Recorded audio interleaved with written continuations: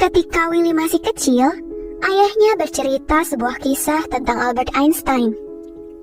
Ayahnya berkata bahwa Einstein memberikan satu nasihat yang tak pernah ia lupakan, yaitu diamlah dalam 5 situasi.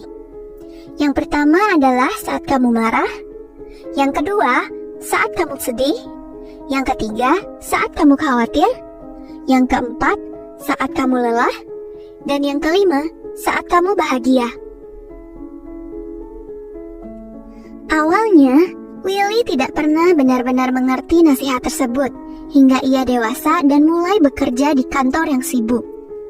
Ia mendapati dirinya sering merasa marah dan stres panjang waktu. Dan akhirnya, ia mempraktikkan nasihat Einstein itu dengan sungguh-sungguh. Setiap kali merasa marah atau kesal, ia mengambil napas dalam-dalam lalu diam. Ketika merasa khawatir atau lelah, ia akan beristirahat dan mengisi ulang energinya. Seiring berjalannya waktu, Willy menjadi dikenal di kantor karena sikapnya yang tenang dan terkendali. Ia tidak pernah meninggikan suara atau panik, bahkan dalam situasi penuh tekanan sekalipun. Rekan-rekannya sering datang padanya untuk meminta saran, dan ia selalu dengan senang hati membantu. Suatu hari, Willy dipromosikan ke posisi yang lebih tinggi di perusahaan.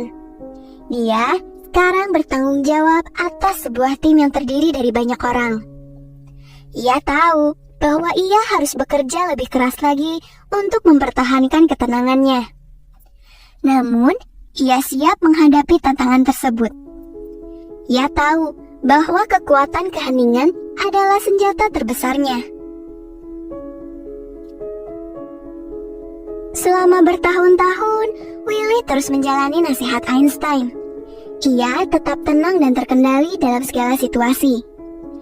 Ia menemukan bahwa ia mampu mencapai lebih dari yang pernah ia bayangkan. Dia belajar bahwa terkadang hal paling kuat yang dapat kita katakan adalah dengan tidak mengucapkan apapun. Pada akhirnya, Willy menyadari bahwa kekuatan dari keheningan bukan hanya sekedar nasihat, tetapi juga sebuah cara hidup. Dan dia bersyukur atas kebijaksanaan yang telah diwariskan kepadanya dari salah satu pemikir terhebat dalam sejarah. Diam adalah senjata yang paling ampuh di dunia. Kemarahan sebaiknya tidak diucapkan. Ketika sedih, terkadang diam adalah teman terbaik. Kekhawatiran adalah seperti kursi goyang, memberi kamu sesuatu untuk dilakukan tapi tidak membawa kamu ke mana-mana. Istirahat bukanlah kemalasan. Terkadang tiduran di atas rumput di bawah pohon, mendengarkan gemericik air atau menatap awan bergerak di langit sama sekali bukan pemborosan waktu. Kebahagiaan bukanlah sesuatu yang sudah jadi. Ia datang dari tindakanmu sendiri. Diri yang paling hebat adalah senyuman yang penuh kedamaian, yang selalu melihat dunia tersenyum kembali. Semakin kamu menjadi hening, semakin kamu dapat mendengar. Biarkan kata-kata kamu sedikit dan pikiran kamu menjadi dalam. Ketika kata-kata langka, artinya kata-kata tersebut lebih bermakna. Dalam keheningan, kita dapat mendengar suara hati. Keheningan adalah sumber kekuatan yang luar biasa. Seni percakapan yang sesungguhnya bukan hanya mengatakan hal yang benar pada waktu yang tepat, tetapi juga tidak mengatakan hal yang salah pada saat yang tepat. Semakin banyak yang kamu katakan, semakin sedikit orang yang mengingatnya. Semakin sedikit kata-kata, semakin besar keuntungannya. Keheningan adalah teman sejati yang tidak pernah mengkhianati. Diam seringkali adalah suara paling keras. Bukan seberapa banyak kata, tetapi makna di baliknya. Kata-kata adalah seperti anak panah yang setelah dilepaskan tidak dapat ditarik kembali. Kata-kata bisa menyembuhkan atau menyakiti. Tetapi keheningan bisa menenangkan luka yang paling dalam.